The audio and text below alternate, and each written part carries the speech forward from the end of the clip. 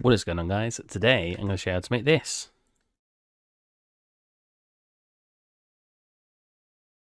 Whoa. Oh, there you go. Right, let's get started.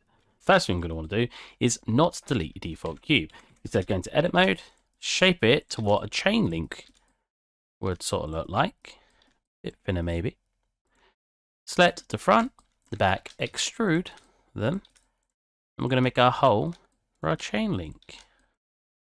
The reason I use a cube is because when it starts moving it around on the curve, a cube, or a sharp shape anyway, will not deform as much, because chains don't tend to bend all that much.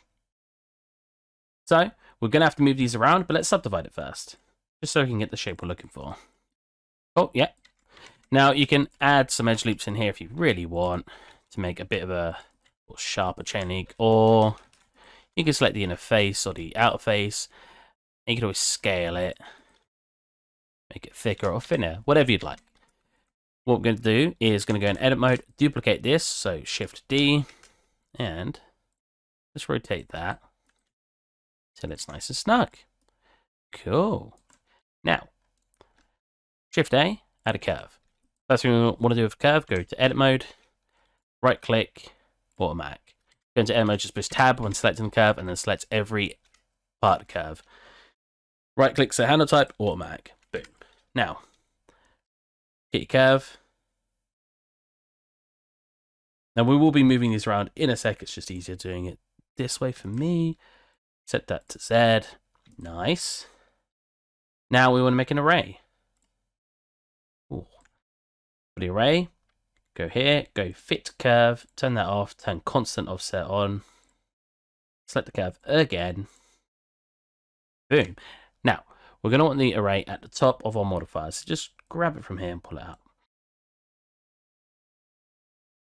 And you want your curve at the bottom, subdivide here. Cool. Now we want to turn that off, go to Z. Basically pull it along till it reaches where we want. Because the curve isn't long enough, we're obviously not going to get the length we're needing right now. So we just pull this out a little bit. And then we turn this value up till it snaps perfectly. Cool. Now if we go into a curve, go edit mode, you can move this around to wherever you want and it will stretch this out. Or if you press E, you can start moving that chain around. Whoa, would you look at that?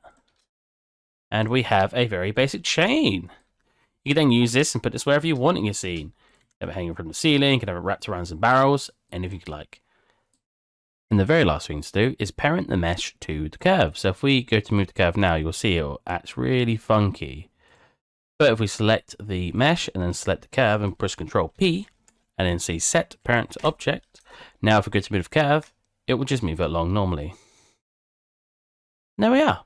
Hope you guys enjoyed and I'll catch you next time.